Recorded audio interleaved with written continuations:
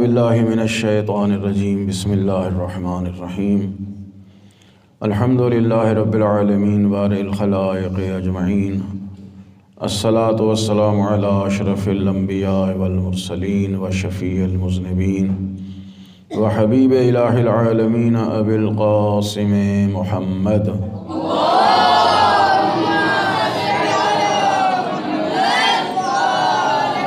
وأهل بيته الطيبين الطاهرين المعصومين المظلومين ولعنة الله على أعدائهم أجمعين أما بعد فقد قال الله الحكيم بسم الله الرحمن الرحيم هو الذي بعث في الأميين رسولا منهم يتلو عليهم آياته ويزكيهم ويعلمهم الكتاب والحكمة صلوات بيد محمد وآل محمد.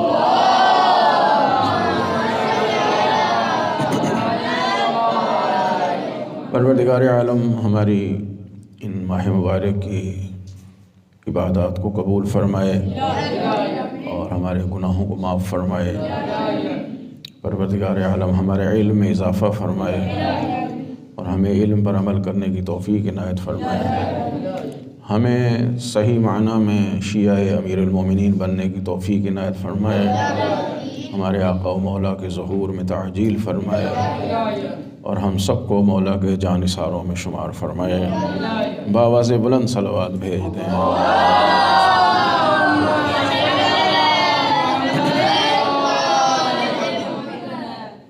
عقائد کے سلسلے میں عدل پہ گفتگو تھی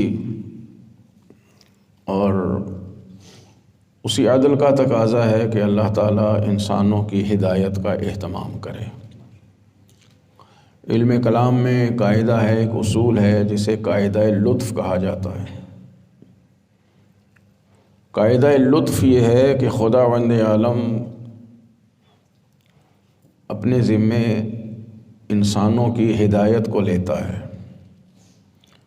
قاعدہ لطف کے تحت پروردگار عالم نے اپنے اوپر واجب کر رکھا ہے کہ وہ ایسا اہتمام کرے گا جس سے انسان سعادت مند بن جائیں، انسان ہدایت یافتہ بن جائیں، انسان اپنی تخلیق کے مقصد تک پہنچ جائے. اس اہتمام کرنے کو قاعدہ لطف کہا جاتا ہے. اور اللہ تعالیٰ نے یہ اہتمام کیا ہے اس لیے کہ اگر اللہ نے ہمیں خلق فرمایا ہے، پیدا کیا ہے، تو یقیناً ہماری تخلیق کا کوئی مقصد ہے. پروردگار حکیم ہے. فعل الحکیم لا یخلو عن الحکمہ. حکیم کا کوئی کام حکمت سے خالی نہیں ہوتا، اس میں کوئی نہ کوئی راز، کوئی نہ کوئی فلسفہ ہوتا ہے. تو اللہ تعالیٰ نے انسانوں کی جو اتنی اکثریت کو خلق کیا ہے اور قیامت تک انسان خلق ہوتے رہیں گے، تو یقیناً ہماری تخلیق کا کوئی مقصد ہے. وہ مقصد بتانا ضروری ہے کہ انسانوں کو معلوم ہو کہ ہم جو دنیا میں آئے ہیں کس لیے آئے ہیں. وہ مقصد کون بتائے گا؟ وہ مقصد خداوند عالم بتائے گا. جس نے خلق کیا ہے، تخلیق کا مقصد بھی اسی نے معین فرمایا ہے. اس مقصد حیات کو پہنچانے کے لیے پروردگار عالم نے اپنی طرف سے کچھ حجتیں اور نمائندوں کو بھیجا ہے. اسی کو ہم پہلے مرحلے میں نبوت کہتے ہیں. اور اصول دین میں مذہب شیعہ کے مطابق تیسری اصل نبوت ہے اور عامت المسلمین کے اعتبار سے دوسری اصل نبوت ہے. چونکہ نبوت کو ماننا واجب ہے ہر مسلمان کے لیے، ورنہ مسلمان نہیں ہو سکتا جب تک وہ عقیدہ نبوت نہ رکھتا ہو. باقی جمہور میں جو عقائد ہیں، میں نے عرض کیا تھا، وہ تین ہیں: توحید، نبوت اور قیامت. جبکہ مذہب شیعہ اثنا عشریہ میں اصول 5 ہیں: توحید، عدل، پھر نبوت، امامت اور قیامت. تو اس طرح ہماری تیسری اصل جو بنتی ہے وہ ہے نبوت. 2 لفظ استعمال ہوتے ہیں، نبوت اور رسالت. اس میں ایک لفظ خاص ہے، ایک لفظ عام ہے. نبوت اور رسالت میں جو نسب اربع میں سے نسبت پائی جاتی ہے وہ عموم خصوص مطلق کی ہے کہ ہر نبی صلوات بھیج دے محمد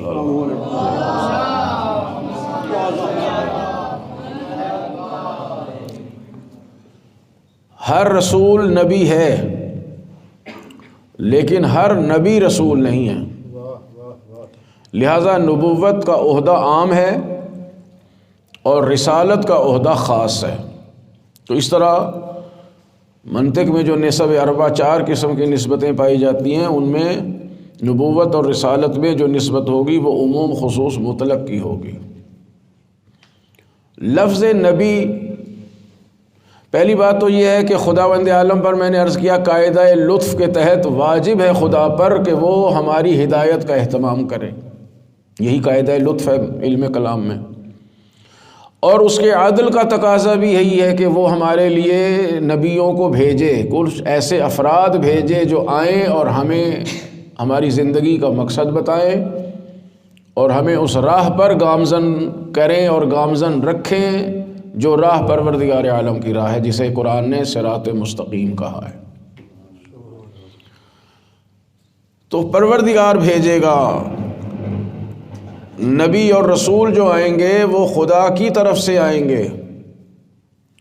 جیسے جمہور کو، عوام کو یہ حق نہیں ہے کہ وہ اپنے لیے کوئی معبود بنا سکیں، کوئی خدا بنا سکیں، اسی طرح انسانوں کو یہ بھی اختیار نہیں ہے کہ وہ کسی کو خدا کی حجت اور نمائندہ بنا سکیں، خداوند عالم ہی بھیجے گا۔ تو اس کو پہلے مرحلے میں نبی کہا جاتا ہے۔ نبی نبع سے بنایا گیا ہے لفظ، اور نبع کا معنی ہوتا ہے خبر، اس کی جمع ہے انباء، جسے ہم اخبار کہتے ہیں، اس کی خبر کی جمع اردو میں بھی اور عربی میں بھی اخبار استعمال ہوتی ہے۔ اور نبی وہ ہے جس کے پاس خبر آئے، یعنی عالم غیب کی خبر جس کے پاس آئے گی اسے نبی کہا جائے گا۔ تو بعض لوگ بحث کرتے ہیں جی نبی کو علم غیب ہے کہ نہیں ہے، تو جب جس کے پاس غیب کی خبریں آ رہی ہیں اگر اسی کو علم غیب نہیں ہے تو پھر کس کو علم غیب ہو سکتا ہے؟ نبی نے آ کے ہمیں کوئی ظاہری چیزیں نہیں بتانی، صلوات بھیج دے محمد علیہ۔ نبی نے آ کے ہمیں روزمرہ کی باتیں نہیں بتانی کہ آج مثلا دنیا میں جو چیزیں ہمیں نظر آ رہی ہیں، نبی ہمیں آ کے بتائیں کہ بھئی یہ پہاڑ ہے، ہمیں درخت نظر آ رہے ہیں، نبی آ کے بتائیں کہ یہ درخت ہے۔ مثلا آج شب جمعہ ہے اور نبی آ کے ہمیں بتائیں کہ آج شب جمعہ ہے۔ یہ چیزیں ہمیں معلوم ہیں، انسان کو معلوم ہے۔ نبی وہ چیزیں آ کے بتاتے ہیں جو انسان کے علم میں نہیں ہیں اور آ نہیں سکتی کسی اور ذریعے سے بھی۔ بلکہ اگر میں اس بات کو یہاں سے شروع کروں کہ اللہ تعالیٰ نے اپنے قاعدہ لطف کے مطابق، اپنے عین عدل کے مطابق سب سے پہلے انسان کو عقل عطا فرمائی ہے، عقل سلیم، جو ہر اچھی اور بری بات کا فیصلہ کر سکتی ہے اور کرتی ہے۔ عقل کا کام ہے کہ وہ پہلے مرحلے میں، جسے حجت باطنی کہا گیا ہے، کہ وہ ہمارے اندر سے ہماری ہدایت کرتی ہے اگر عقل سلیم کام کر رہی ہے تو۔ مولا کائنات امیر المومنین علی علیہ الصلوۃ والسلام نے ارشاد فرمایا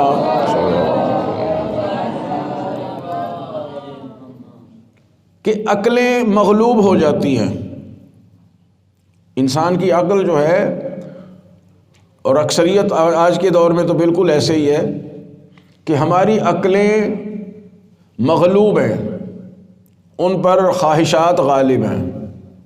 وہ دعائے صبا میں بھی ہے، الہی عقلی مغلوب و ہوائی غالب و طاعتی قلیل و معصیتی کثیر فکیف حیلتی یا ستار العیوب۔ تو ہماری عقلوں پر خواہشات غالب ہیں، جس کی وجہ سے ہماری عقول جو ہیں وہ صحیح فیصلہ نہیں کر پاتی۔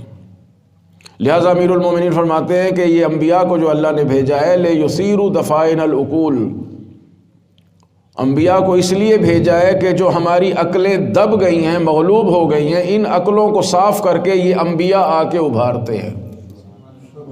چونکہ دین عقل ہے، جب تک عقل صحیح کام نہیں کرے گی نہ انسان خدا کو پہچان سکتا ہے، نہ اس کے عدل کو جان سکتا ہے، نہ انبیاء کے آنے کے مقصد کو سمجھ سکتا ہے، نہ انبیاء کو سمجھ سکتا ہے، نہ ائمہ کو سمجھ سکتا ہے، نہ قیامت کے عقیدے پر ثابت قدم رہ سکتا ہے۔ تو عقل نے دراصل فیصلہ کرنا ہوتا ہے، اور انبیاء کی تعلیمات کو بھی عقل پہ پرکھا جائے گا۔ جیسے خود رسول خدا صلی اللہ علیہ وآلہ وسلم کا قول قرآن کریم نے نقل کیا ہے۔ صلی اللہ علیہ وسلم، قرآن میں ذکر ہے کہ رسول خدا نے کہا کہ میں نے ایک لمبی عمر تمہارے درمیان گزاری ہے۔ جب اعلان رسالت فرمایا ہے تو آپ نے فرمایا میں نے ایک طولانی عمر 40 سال کا عرصہ تمہارے درمیان گزارا ہے۔ یہ ہے عقل کو ابھارنا کہ اس 40 سال میں اپنی عقل سے فیصلہ کرو، آیا تم نے میری ذات میں کوئی عیب دیکھا ہے؟ جب تمہاری عقل فیصلہ کرے گی کہ یہ بے عیب ہے،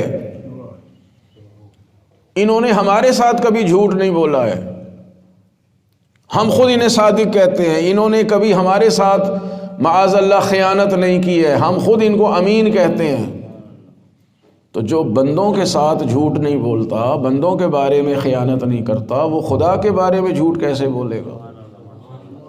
وہ خدا کے بارے میں معاذ اللہ غلط بیانی کیسے کرے گا؟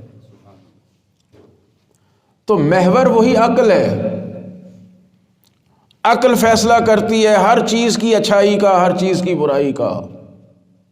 اس گئے گزرے دور میں بھی آپ دیکھ لیں کہ انسان اگر کوئی غلط کام کرنا چاہتا ہے تو سب سے پہلے اس کا ارادہ یہ ہوتا ہے کہ میرے غلط کام کو کوئی نہ دیکھے، میں چھپ کے یہ کام کر لوں، میری اس یعنی غلط کاری کا یا غلط بیانی کا کسی کو علم نہیں ہونا چاہیے۔ یہی وہ عقل اس کو کہہ رہی ہوتی ہے کہ یہ تیرا کام غلط ہے۔ شریعت بعد میں آتی ہے، انبیاء بعد میں آئے ہیں، پہلے اللہ تعالیٰ نے انسان کو عقل عطا فرمائی ہے، اور وہی عقل رہنما ہے جو ہر وقت ہمارے ساتھ ہے، جسے کہا جاتا ہے کہ اللہ کبھی انسان کو ہدایت کے بغیر نہیں چھوڑتا۔ وہ دراصل باطنی طور پر یہی چیز ہے کہ ہر وقت انسان کی عقل کام کر رہی ہے، انسان سو بھی رہا ہے تو انسان کی عقل کام کر رہی ہے، اور اس کا کام ہدایت کرتے رہنا ہے، بشرطے کہ اس پر ہماری خواہشات غالب نہ آ چکی ہوں۔ عقل فیصلہ کرتی ہے یہ اچھا ہے، یہ برا ہے، یہ ہونا چاہیے، یہ ہونا چاہیے، یہ نہیں ہونا چاہیے، یہ نہیں ہونا چاہیے۔ جہاں عقل آ کے رک جاتی ہے وہاں اللہ کی طرف سے انبیاء آ کے پھر ہماری ہدایت کرتے ہیں۔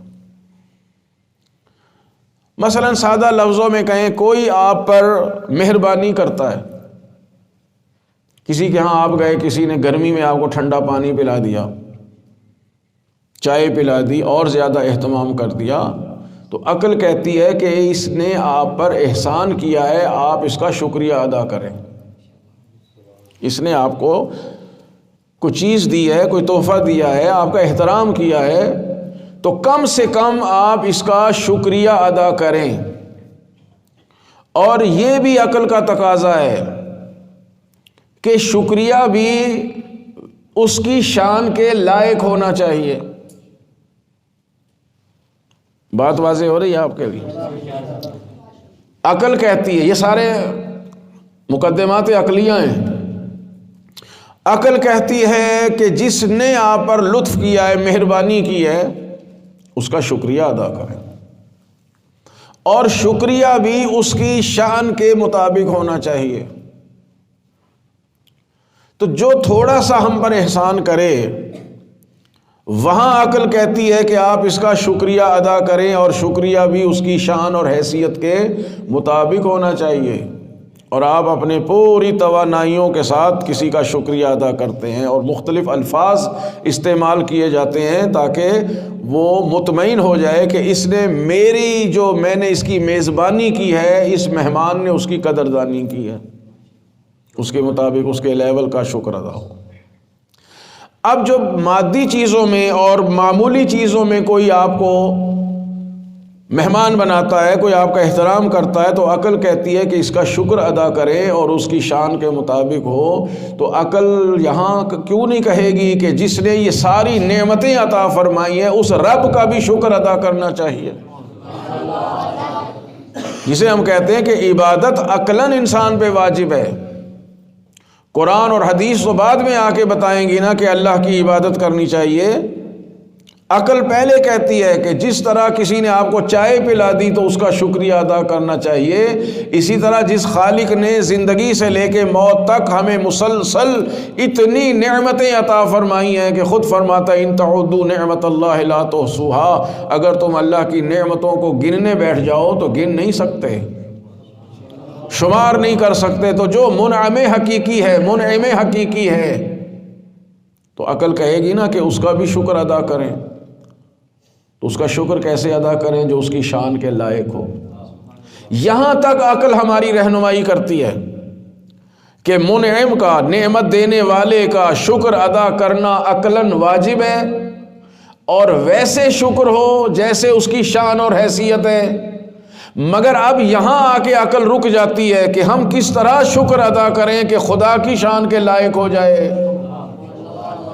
یہاں ہماری عقل چونکہ کام نہیں کرتی، یہاں سے آ کے انبیاء ہماری ہدایت کرتے ہیں۔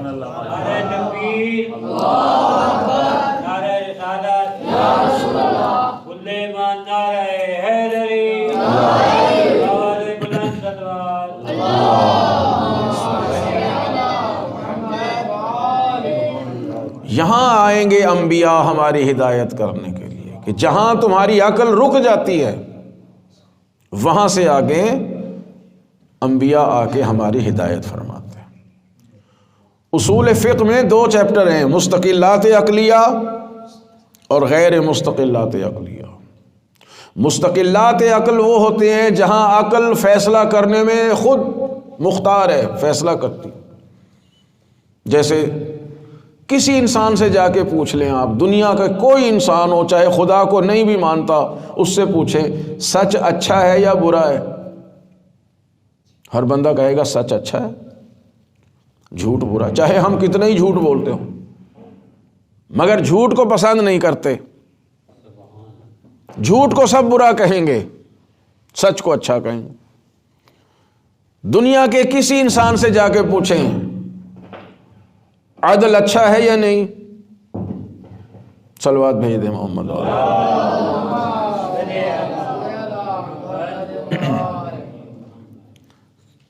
جو کمیونسٹ ہیں، چائنا میں چلے جائیں، روس میں چلے جائیں، ایسے جس ملک میں بھی چاہے انسان چلا جائے، سب کے ہاں نظام عدل ہے، عدالتیں بنی ہوئی ہیں، ججز بیٹھے ہوئے ہیں فیصلہ کرنے کے لیے۔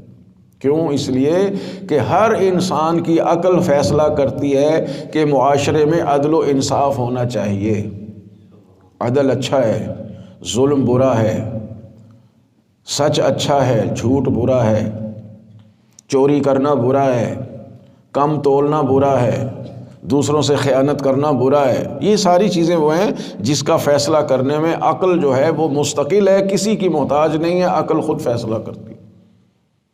یہ یہاں انبیاء کے آنے کی ضرورت نہیں ہے۔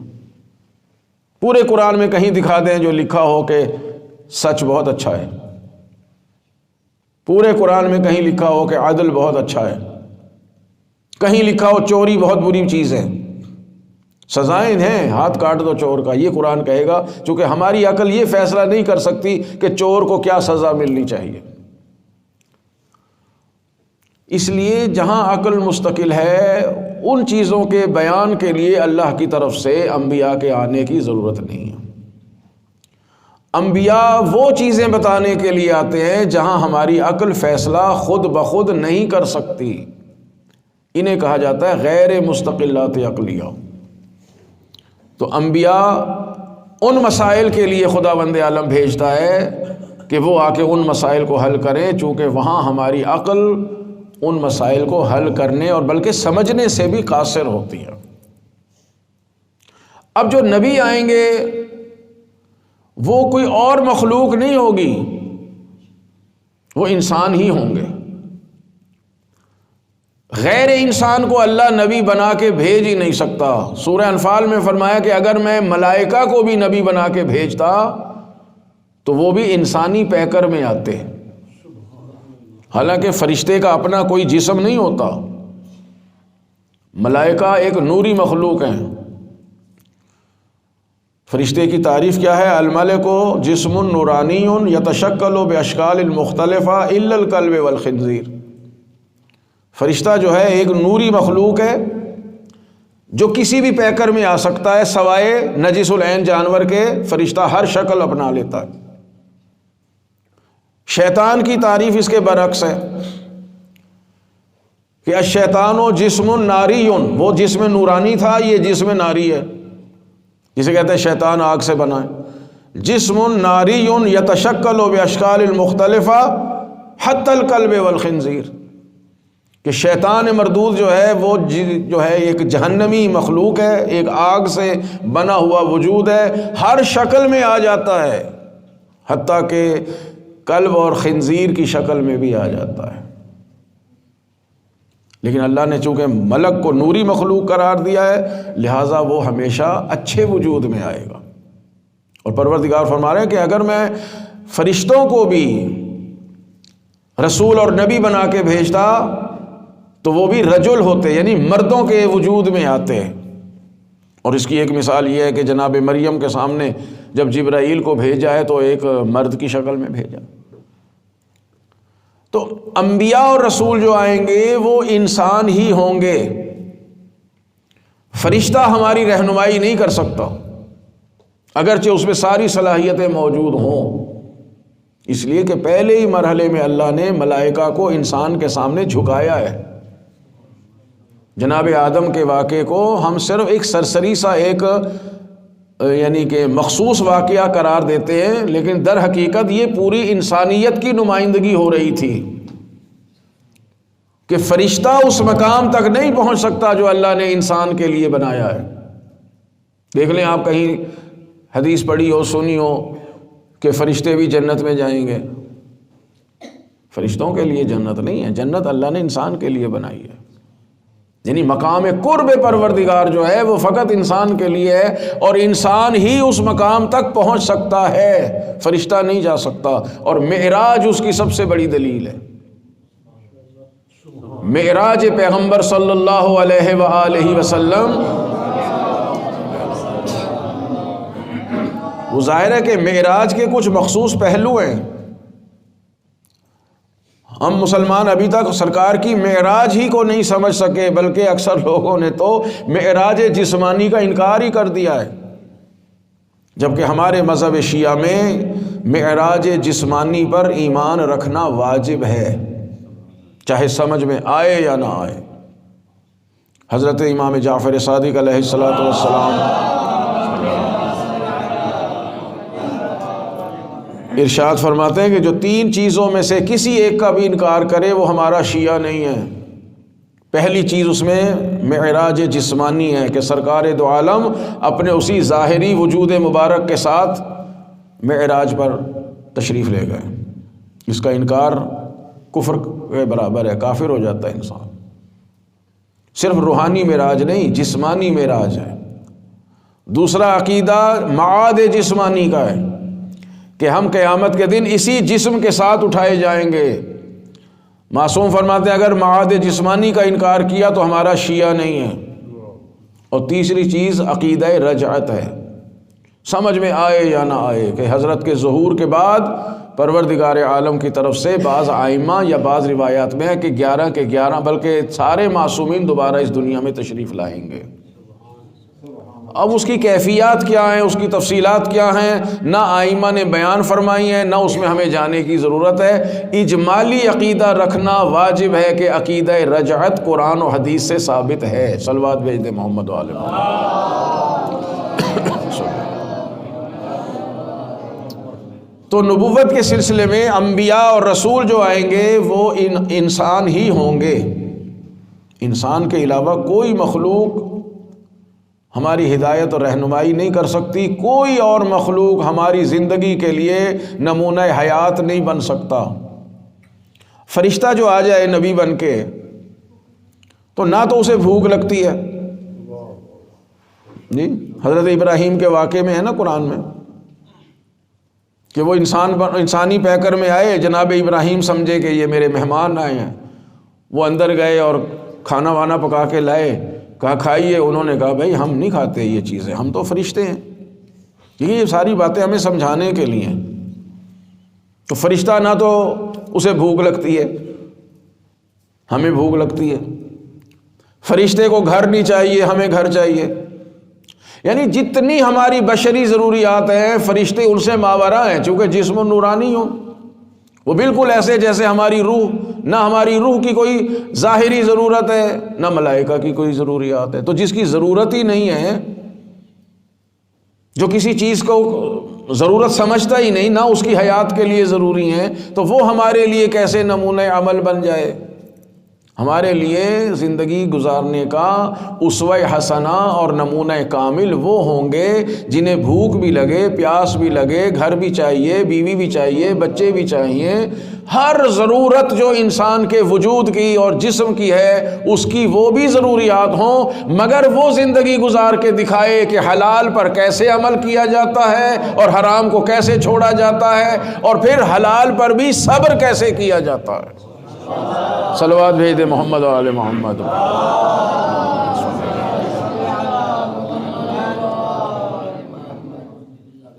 وہ ہمیں بتائیں گے کہ مشکلات آ رہی ہیں صبر کیسے کرنا ہے، تکلیفیں آ رہی ہیں صبر کیسے کرنا ہے.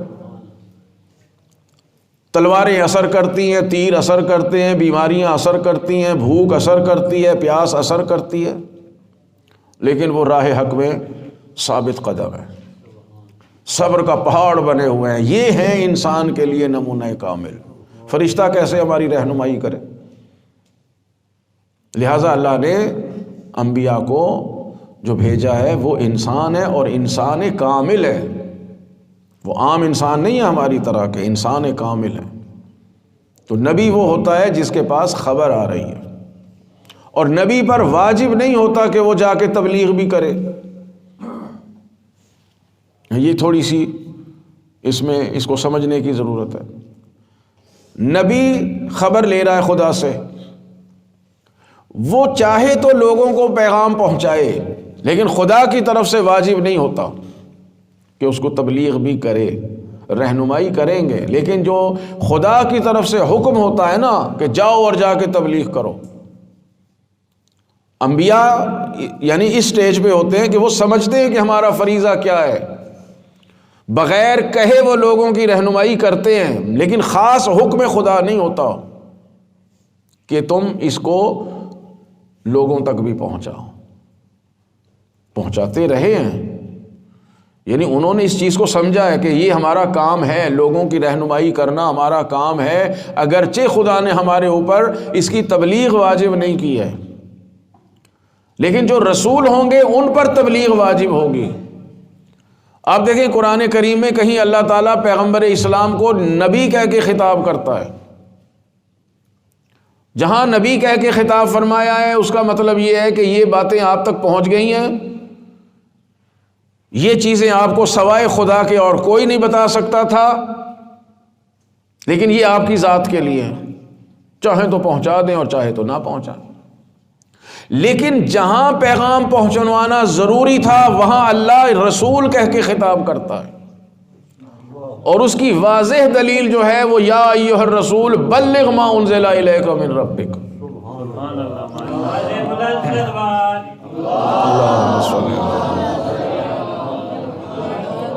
تو نبی عام ہے، رسول خاص ہے. اور پھر نبوت اور رسالت کا خدا سے ایک سلسلہ جڑا ہوا ہوگا، جو خدا نے اپنے طرف سے جو پیغام بھیجنا ہے، جو اخبار بھیجنی ہے، وہ براہ راست نبی تک آئیں گی، اور اس میں واسطہ انسان کو نہیں بناتا. کوئی انسان آپ کو نہیں ملے گا جو عالم غیب سے نبی کی طرف خبر لے کے آنے والا ہو. یعنی خدا اور نبی کے درمیان جو واسطہ ہے، جو کمیونیکیشن ہے، جو یعنی کہ رابطہ ہے، اس میں کوئی انسان نہیں ہو سکتا، اس میں انسان کو شامل نہیں کیا جائے گا. اس کا طریقہ اللہ تعالیٰ نے مخصوص رکھا ہے. یا خود بخود ان پر الہام ہوگا، ان کے دل میں ایک چیز آ جائے گی، ان کے ذہن میں ایک چیز آ جائے گی. دل شریعت میں، قرآن و سنت میں جب دل کا لفظ بولا جاتا ہے نا، تو یہ والا دل مراد نہیں ہوتا جو خون کو پمپ کرتا ہے، اس سے مراد عقل و شعور ہوتا ہے. جہاں بھی قرآن و حدیث میں لفظ قلب آیا ہے تو وہ قلب، یہ دل مراد نہیں ہے جو ہمارے جسم کے اندر عضو ہے. نزل بہ الروح الامین علی قلبک، فرشتہ وحی لے کے آپ کے دل پہ نازل ہو، تو یہ دل مراد نہیں ہے، مراد ذہن اور دماغ ہے، عقل و شعور ہے. تو اس کو پروردگار نے یا تو براہ راست ان کے دماغ میں چیز اتارنی ہوتی ہے جسے ہم الہام کہہ دیتے ہیں، یا انہیں خواب آتا ہے. خواب انبیاء اور رسولوں اور معصومین کے خواب حجت ہوتے ہیں، میرے اور آپ کے خواب حجت نہیں ہیں. بہت سے لوگ فون کرتے ہیں یا بات کرتے ہیں، جناب میں نے یوں خواب دیکھا، یوں خواب دیکھا، یوں خواب دیکھا. اس کا کیا ہوگا بھائی؟ یہ خواب ہیں آپ کے. خواب میں انسان وہی چیز دیکھتا ہے جس کا تصور ہمارے ذہن میں رہتا ہے، اور اس لیے ہمارے خواب بعض دفعہ اسے خواب پریشان بھی کہتے ہیں. یعنی دن میں کوئی چیز دیکھ لی ناگوار سی، وہی رات کو خواب میں نظر آ گئی. تو ہمارے خواب حجت نہیں ہیں. نبی کا خواب حجت ہے، رسول کا خواب حجت ہے، امام معصوم کا خواب حجت ہے. جیسے حضرت ابراہیم کے واقعے میں آپ کو خواب دکھایا جا رہا ہے کہ آپ بیٹے کو ذبح کر رہے ہیں، تو جب بیٹے سے بات کی تو انہوں نے بھی کہا کہ یا ابت افعل ما تؤمر، کہ بابا جان جو آپ کو حکم دیا جا رہا ہے آپ کر گزرے ہیں. ستجدک انشاءاللہ من الصابرین، یقیناً آپ اللہ نے چاہا تو مجھے صبر کرنے والوں میں سے پائیں گے. نہیں، بیٹے نے یہ نہیں کہا ابا جی خواب ہے، جو ذبح ہونے کی بات ہے نا. وہ بھی نبی ہیں، یہ بھی نبی ہیں، جانتے ہیں کہ نبیوں کو جو خواب آتے ہیں یہ خدا کی طرف سے حکم ہوتا ہے. کیا آپ نے خواب دیکھا ہے مجھے ذبح کر رہے ہیں تو بسم اللہ ذبح کیجئے مجھے، میں صبر کرنے والوں میں سے ہوں. دیکھیے یہ کہا ہے کہ آپ مجھے صبر کرنے والوں میں سے پائیں گے. جناب اسماعیل نے یہ نہیں کہا کہ آپ مجھے شکر کرنے والوں میں سے پائیں گے. صبر مصیبت پہ ہوتا ہے، شکر نعمت پہ ہوتا ہے. جب رسول خدا نے کہا کہ علی آپ میرے بستر پہ سو جائیں، میں نے ہجرت کرنی ہے، تو ساری تاریخوں میں ہے کہ امیر المومنین نے شکر کا سجدہ کیا ہے.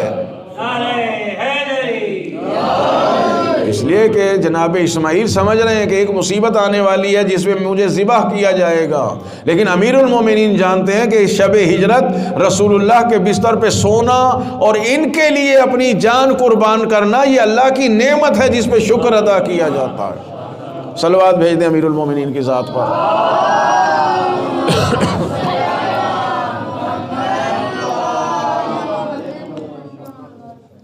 تو انبیاء علیہم الصلاۃ والسلام کو یا خواب کے ذریعے سے خدا کا پیغام آتا ہے یا پھر فرشتہ لے کے آتا ہے. البتہ اس میں آواز بھی شامل ہے کہ ایک آواز آ جائے اور آواز دینے والا نظر نہ آئے. خداوند عالم کسی چیز سے آواز پیدا کر دے، جیسے جناب موسیٰ کے لیے درخت سے آواز پیدا کر دی گئی. آواز آئی تو جناب موسیٰ سمجھ گئے کہ یہ خدا کا پیغام آ رہا ہے. اور پھر یا فرشتہ ہے جیسے رسول اللہ پر اور بعض انبیاء پر، رسولوں پر جناب جبرائیل وحی خدا لے کے آتے رہے. تو یہ خدا کے نظام سے اس طرح مربوط ہیں کہ درمیان میں کوئی ابہام نہیں ہو سکتا کہ کسی نے غلط بیانی کر دی ہوگی. یہ انبیاء ہیں اور رسول وہ ہیں کہ جن کے پاس جو پیغام آتا ہے وہ مأمور ہوتے ہیں تبلیغ کرنے کی. مشہور قول جو ہے وہ ہے کہ 1,24,000 انبیاء اللہ تعالیٰ نے بھیجے انسانوں کی ہدایت کے لیے. جناب آدم سے سلسلہ شروع کیا اور ختم نبوت حضرت محمد مصطفیٰ صلی اللہ علیہ وآلہ وسلم. سرکار دو عالم پر اللہ تعالیٰ نے اس نبوت اور رسالت کے سلسلے کو ختم کیا، اور ہم الحمدللہ ختم نبوت کا عقیدہ رکھتے ہیں. بعض لوگ جو ہمارے اوپر وہ طعن و تشنیع کرتے ہیں نا جی کہ شیعہ ختم نبوت کو نہیں مانتے، خدا کی قسم شیعہ ہی ختم نبوت کو مانتے ہیں۔ قرآن میں بھی آیت موجود ہے، ما کان محمد ابا احد من رجالکم ولکن رسول اللہ وخاتم النبیین۔ تو نص قرآنی تو یہ بھی ہے، یہ نص قرآن ہے، اور رسول خدا نے بھی خود فرمایا، اور متواتر روایت ہے کہ انا خاتم النبیین، میں ان سارے نبیوں پر آ کے ان سلسلے کو ختم کرنے والا ہوں۔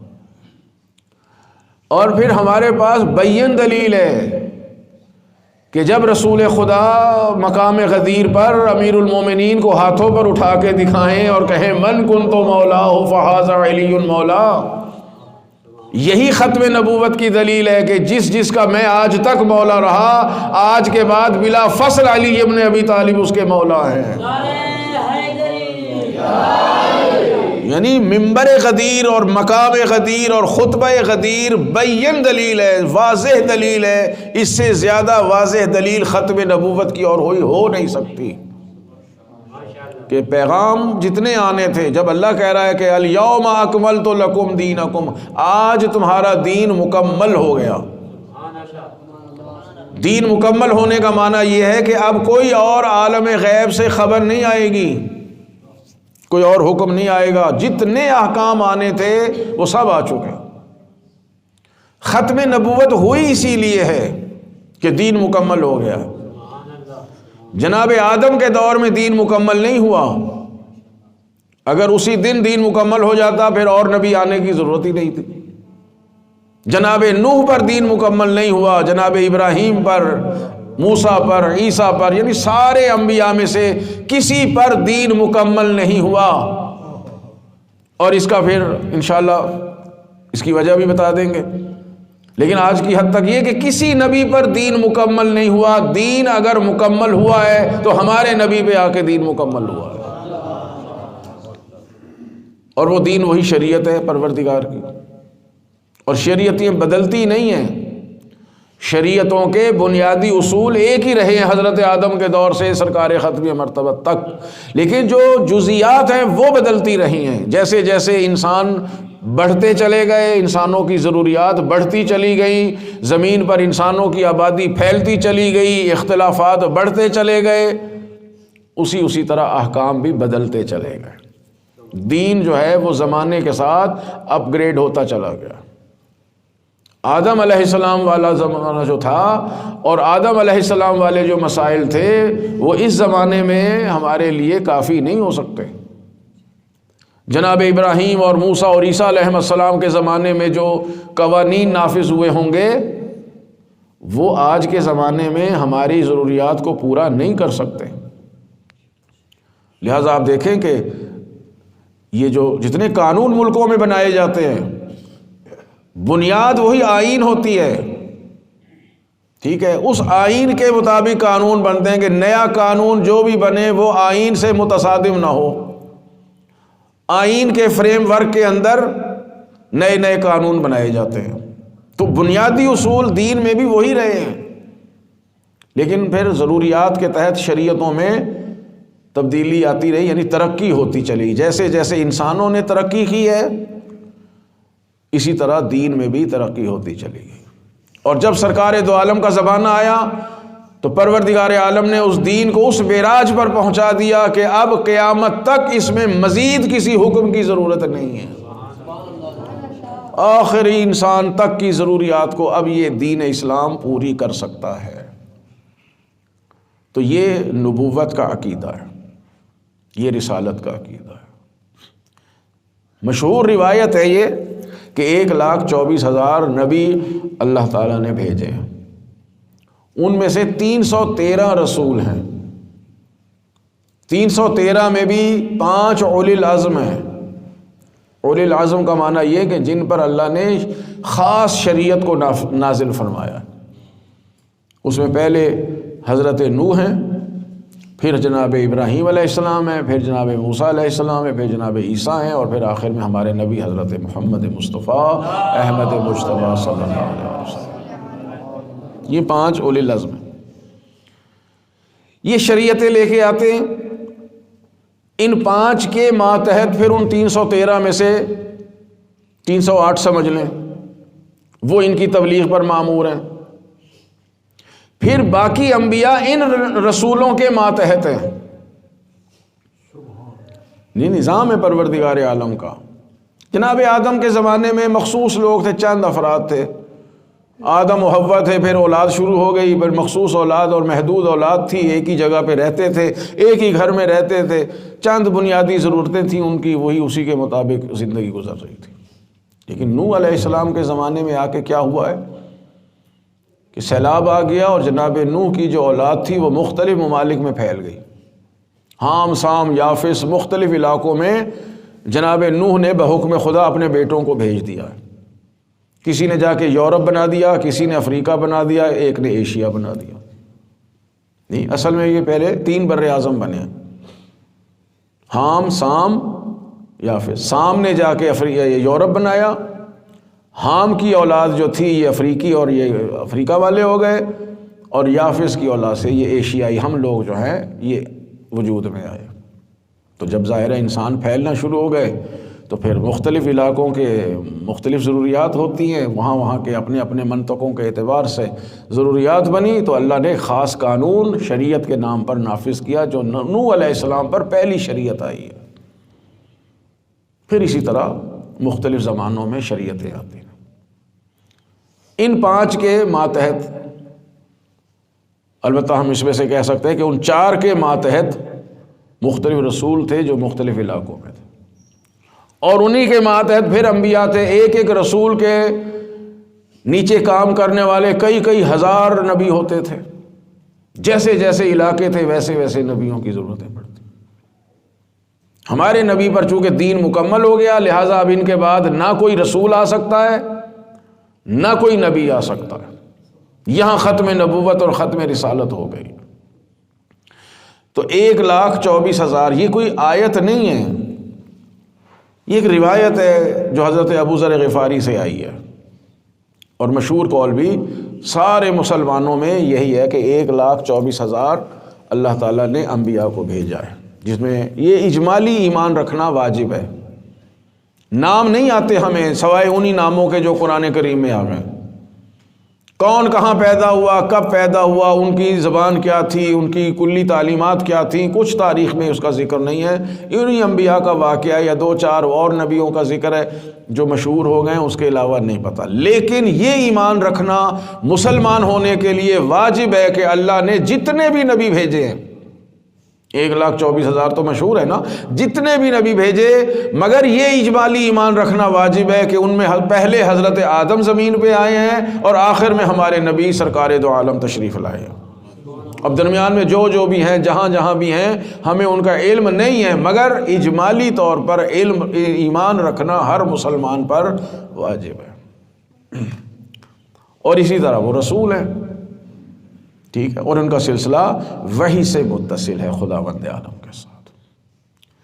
یہ نبوت اور رسالت انسان کی ضرورت ہے، اور کسی دور کا انسان بھی ہو، جناب آدم سے لے کر سرکار ختمی مرتبہ تک، ہم تک اور قیامت تک جتنے انسان پیدا ہوں گے، کسی بھی دور کا انسان نبوت سے بے نیاز نہیں رہ سکتا، رسالت سے بے نیاز نہیں رہ سکتا، چاہے اب نبی نہیں آئیں گے، چاہے رسول نہیں آئیں گے، مگر چونکہ ان کی نبوت اور ان کی شریعت جاری و ساری ہے، شریعت مصطفیٰ صلی اللہ علیہ وآلہ وسلم، لہٰذا ہمیں ہر دور میں ان کی ضرورت ہے۔ یعنی جب ان کی شریعت کی ضرورت ہے تو اصل نبوت اور رسالت کی بھی ضرورت ہے۔ لہٰذا ہر مسلمان کا، اور خصوصاً ہم شیعیان امیر المومنین علیہ الصلوۃ والسلام کا ایمان ہے کہ اللہ نے انسانوں کی ہدایت اور رہبری کے لیے انبیاء بھیجے ہیں۔ نبی وہ ہوتا ہے کہ جس کے پاس خبر آئے، رسول وہ ہوتا ہے جس کے پاس پیغام آئے اور وہ آگے تبلیغ کرنے پر مأمور ہیں۔ جب وہ گزشتہ رسول تبلیغ کر دیتے تھے تو پھر انبیاء ان کو اسی راہ پر چلاتے تھے۔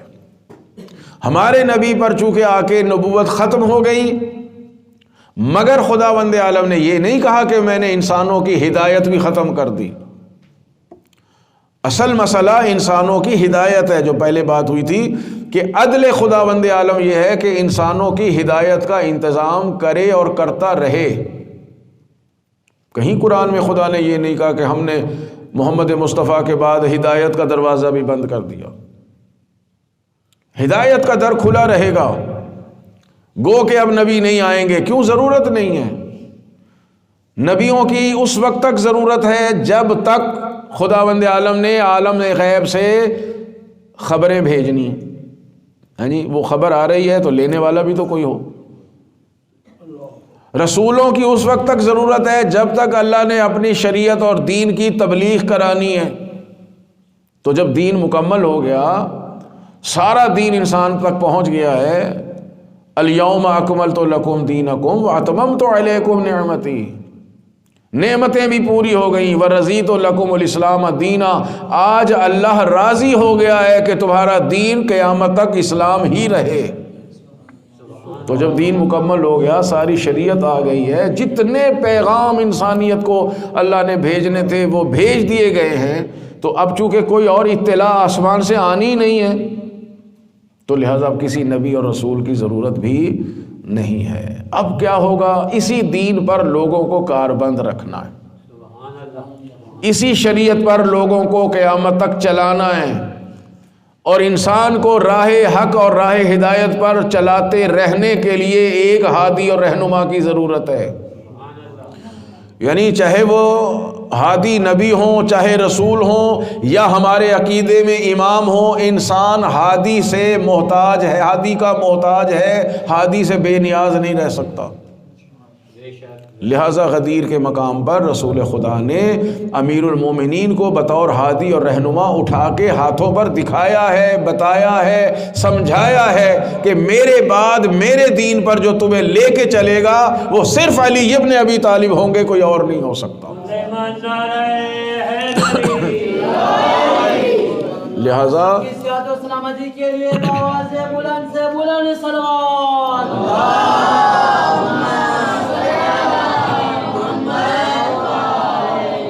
لہذا ہم دنیا کو یہی بات سمجھاتے ہیں۔ بعض لوگ بیچارے کم فہم ہوتے ہیں نا، ہمارے ساتھ پتہ کیا مشکل ہے؟ ہم شیعوں کے مذہب کے ساتھ سب سے بڑی مشکل یہ ہے کہ ہمارے مذہب کو لوگوں نے پڑھا نہیں ہے۔ ہمارے مذہب کو لوگوں نے پڑھا نہیں ہے۔ شیعہ مذہب ہے کیا؟ خدا گواہ ہے کہ اگر سارے مسلمان اس مذہب کو پڑھ لیں تو انسان خود بخود مجبور ہو جاتا ہے کہ ہم علی ابن ابی طالب کے دامن کو تھام لیں۔ دیکھیے جارج جارڈاک ایک عیسائی گزرا ہے، جارج جارڈک بھی کہتے ہیں اس کو، جارج جارڈاک بھی پڑھا جاتا ہے، کہ عام طور پر عربی میں، فارسی میں، اردو میں جارج جارڈاک پڑھا جاتا ہے۔ یہ لبنان میں رہتا تھا، مسیحی ہے، 1933 میں یہ پیدا ہوا اور 2014 میں یہ وفات پا گیا، کوئی زیادہ عرصہ نہیں ہوا۔ اس نے امیر المومنین علیہ الصلوۃ والسلام کے بارے میں، توجہ فرمائے ٹائم تھوڑا ہوتا ہے، امیر المومنین کے بارے میں 5 جلدوں میں کتاب لکھی ہے، صوت العدالت الانسانیہ، ٹھیک ہے، یعنی انسانوں میں جو عدل کی آواز ہے، وہ عدل کی کل بھی گفتگو تھی کہ انسانوں میں جو عدل کی آواز ہے وہ عدل کی آواز علی ابن ابی طالب ہے۔ وہ کہتا ہے میں نے کوئی کتاب نہیں پڑھی امیر المومنین کے بارے میں، امیر المومنین پر ہزاروں کتابیں لکھی جا چکی، بڑے سے بڑے علماء نے، چاہے اہل سنت کے ہیں چاہے اہل تشیع کے ہیں، بڑی بڑی کتابیں لکھی ہیں۔ وہ کہتا ہے میں نے کوئی کتاب نہیں پڑھی، میں ایک جوان لڑکا تھا، میرے بھائی نے، بڑے بھائی نے مجھے نہج البلاغہ دی، نہج البلاغہ، وہ کہتا ہے میں نے 200 مرتبہ اس کو پڑھا ہے، اول سے لے کے آخر تک۔ ہم نے کتنی دفعہ پڑھا ہے؟ ہم شیعہ ہیں، وہ عیسائی ہے. ہم امیر المومنین کے فضائل میں مجذوب ہو جاتے ہیں. بعض لوگ تو اپنے ہوش و حواس ہاتھوں سے چھوڑ بیٹھتے ہیں امیر المومنین کے فضائل سن کے. لیکن نہج البلاغہ جو ان کا کلام ہے وہ کتنی دفعہ پڑھا؟ یہاں سے بندہ فیصلہ کر لے. آج امیر المومنین ہمارے درمیان موجود نہیں ہے ظاہری طور پر، ٹھیک ہے، لیکن اگر کوئی ایک رومال لا کے یہاں رکھ دے کہ جی یہ رومال امیر المومنین کا ہے، ایک جوتا لا کے رکھ دے کہ امیر المومنین کا جوتا ہے، چاہے نہ بھی ہو، وہ بادشاہی مسجد میں تبرکات رکھی ہیں، میں بھی زیارت کر کے آیا کہ امام حسن کا قمیض ہے، یہ امام حسین کا قمیض ہے، یہ امیر المومنین کا عمامہ ہے، یہ رسول خدا کا عمامہ ہے. بہرحال ٹھیک ہے، جو کچھ بھی ہے، اگر کوئی لا کے یہاں رکھ دے. کبھی کبھی علم آ جاتا ہے نجف سے یا کربلا سے یا شام مشہد سے، لوگ ایسے کھینچ کھینچ کے چومتے کہ اس کے پھٹ جانے کا اندیشہ ہوتا ہے. کوئی جوتا لا کے رکھ دے، کتنا چومیں گے، چاہے وہ پتہ بھی یقین بھی ہوتا ہے کہ یار یہ شاید اس زمانے کا نہیں ہے. ہم مدینے گئے، وہاں ہمیں کچھ تبرکات کی زیارت کی، سعادت ملی، کہا انہوں نے کہ جناب یہ جناب فاطمہ کے گھر کا چراغ ہے اور یہ ان کے زمانے کا جو ہے نا وہ پانی کا برتن ہے اور یہ آٹے کا برتن ہے. سچی بات یہ ہے کہ دل نہیں مانتا تھا کہ یہ اس زمانے کا ہو سکتا ہے، مگر ہم نے اپنے سینے سے لگا کے، اور موقع بھی مل گیا تھا اسے، اتنا چوما کہ انہوں نے آخر آ کے کہا کہ اب بس کریں، آپ کا ٹائم ختم ہو گیا. 1400 سال سے زیادہ کا عرصہ گزر گیا ہے. اگر وہ کپڑے اس زمانے کے ہوں گے بھی تو آج وہ کہاں رہ سکتے، اتنے بوسیدہ ہو جائیں. لیکن مولا کا کلام نہج البلاغہ کی شکل میں امیر المومنین کے علم کی ایک شمع ہمارے ہاں روشن ہے، جس پر ہمیں یقین ہے کہ یہ مولا امیر المومنین کے خطبات ہیں اور ہماری زندگی بنانے کے لیے ہیں، اور ہم اس سے غافل ہیں. وہ عیسائی ہے، وہ کہتا ہے اول سے آخر تک میں نے 200 مرتبہ نہج البلاغہ پڑھی ہے، پھر یہ 5 جلدوں میں کتاب لکھی ہے. یہ ہے امیر المومنین کی ذات. امیر المومنین علیہ الصلوۃ والسلام نے اس طرح انسانوں کی ہدایت کی ہے جیسے ہدایت کرنے کا حق ادا کر دیا سرکار امیر المومنین نے. اسی لیے امیر المومنین کو خداوند عالم نے پیغمبر کا جانشین بنایا ہے ہدایت کے لیے. لوگ ہمارے مذہب کو پڑھتے نہیں ہیں، وہ بعض ہم جیسے کم علم لوگوں کی باتیں سن کے کہتے جی شیعہ ایسے ہیں، شیعہ ایسے ہیں. شیعہ اصل میں وہ مذہب ہے جو امیر المومنین سے لے کر امام مہدی تک نے بیان کیا ہے. وہ مذہب تشیع ہے. جو جس نے اس مذہب کو پڑھ لیا، اس کی تعلیمات اور حقائق کو حاصل کر لیا، پھر وہ رہ نہیں سکتا سوائے اس کے کہ علی ابن ابی طالب کے دامن کو تھام لے. یہی جارج آردک کہتا ہے کہ جب میں نے یہ 5 جلدوں میں کتاب لکھی، یہ نیٹ پہ بھی مل جاتی ہے، تو مجھے مصر کے مفتی اعظم نے کہا، ایک شخصیت کا نام لیا جو اسلام میں بڑی شخصیت ہے، آپ سمجھ سکتے ہیں، کہ ان پر بھی کتاب لکھو. وہ کہتا ہے میں نے نہیں لکھی. یہ نہیں کہ وہ شخصیت مجھے پسند نہیں تھی یا مجھے کوئی ان سے کوئی بیر تھا، نہیں، وہ شخصیت بھی اچھی تھی، مگر اس کا جملہ بڑا قابل قدر ہے. وہ کہتا ہے علی پر کتاب لکھنے کے بعد میں نے دنیا میں کسی کو اس لائق ہی نہیں سمجھا کہ میں اس پر کچھ لکھ سکوں.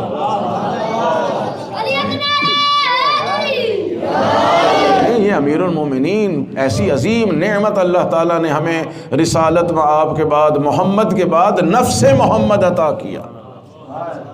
اس پر جتنا شکر خدا کریں کہ کیسے کیسے انبیاء اس نے ہمیں عطا کیے، کیسا رسول اعظم اور خاتم الانبیاء ہمیں عطا فرمائے. اور اس سے بڑھ کے احسان یہ ہے کہ اس نے امیر المومنین سے لے کر امام زمان تک یہ 12 ہادی اور رہبر ہمیں عطا فرمائے. مگر افسوس یہی ہے کہ دنیا نے ان ذوات مقدسہ کو پہچانا نہیں. ان کی جیسی قدر و منزلت تھی، انسانوں نے اس کا حق ادا نہیں. خطبہ شعبانیہ میں نے آج شروع میں کچھ نہیں کہا، تو کل کی بات یاد ہوگی اور اسی پر میں بات ختم کروں کہ امیر المومنین کہتے ہیں میں نے کھڑے ہو کے کہا یا رسول اللہ اس مہینے میں افضل عمل کون سا ہے؟ تو سرکار نے فرمایا تھا کہ الورع عن محارم اللہ، اللہ کے حرام کردہ چیزوں سے اپنے آپ کو بچانا اور متقی بننا سب سے افضل عمل ہے۔ اب یہاں مولا فرماتے ہیں کہ اس کے بعد رسول خدا رونے لگے، زار و قطار سرکار دو عالم کی آنکھوں میں آنسو آئے اور رونے لگے، اور آپ نے پوچھا کہ یا رسول اللہ ما یبکیک، کس چیز نے آپ کو رلایا، رونے کی وجہ کیا ہے؟ تو خاتم الانبیاء نے فرمایا علی مجھے وہ وقت یاد آ رہا ہے کہ میرے بعد یہی ایسے ہی ایک ماہ رمضان آئے گا جس کی شب قدر کی راتوں میں تمہارے سر پر میری امت ضرب لگائے گی اور تمہارا سر اور تمہاری ریش تمہارے اپنے خون سے رنگین ہو جائے گی۔ میں وہ علی وہ منظر دیکھ رہا ہوں، اپنی آنکھوں سے وہ منظر دیکھ رہا ہوں کہ تو مسجد کوفہ میں اپنی محراب عبادت میں اپنے مصلی عبادت پر تڑپ رہا ہوگا اور تیرے سر سے خون جاری ہوگا۔ اور امیر المومنین نے پھر الٹ کے کیا فرمایا ہے، یہ بھی ہمیں سمجھانے کے لیے، خدا گواہ اماموں کے ہر کلام میں ہر لفظ میں ہمارے لیے ہدایت ہوتی ہے۔ امیر المومنین پوچھتے ہیں یا رسول اللہ میرا دین تو سالم ہوگا نا؟ یعنی دین کی اہمیت کو بتایا ہے کہ جان بھی نکل رہی ہو تو تمہارا دین سالم رہنا چاہیے۔ یا رسول اللہ اس حالت میں میرا دین تو سالم ہوگا نا، محفوظ ہوگا؟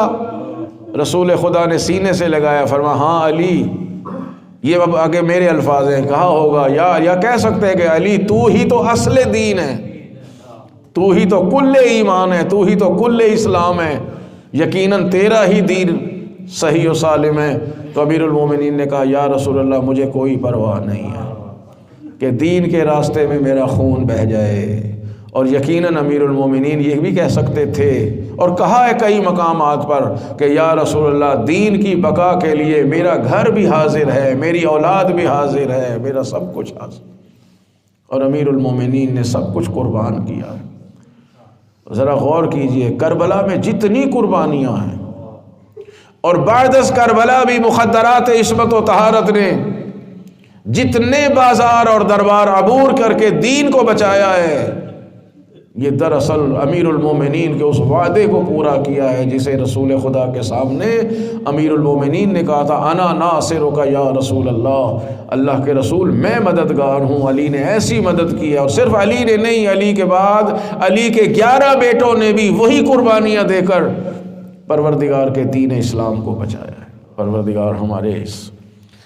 قلیل سے توسل کو قبول فرمائے، اور اس ذکر کو ہماری آخرت کا ذخیرہ قرار دے، ہمارے گناہوں کو معاف فرمائے، ہمیں مذہب حقہ کی تعلیمات کو سمجھنے اور اس پر عمل کرنے کی توفیق عنایت فرمائے، ہمارے مرحومین پر اپنی رحمتیں نازل فرمائے، انہیں اعلی علیین میں جگہ عطا فرمائے، اور ہم سب کو روز قیامت شفاعت محمد و آل محمد علیہ السلام سے بہرہ مند فرمائے، بیماروں کو صحت عطا فرمائے، مقروضین کے قرض ادا فرمائے، شاہ صاحب کوثر شاہ صاحب کے فرزند کو اللہ تعالیٰ صحت کاملہ عطا فرمائے۔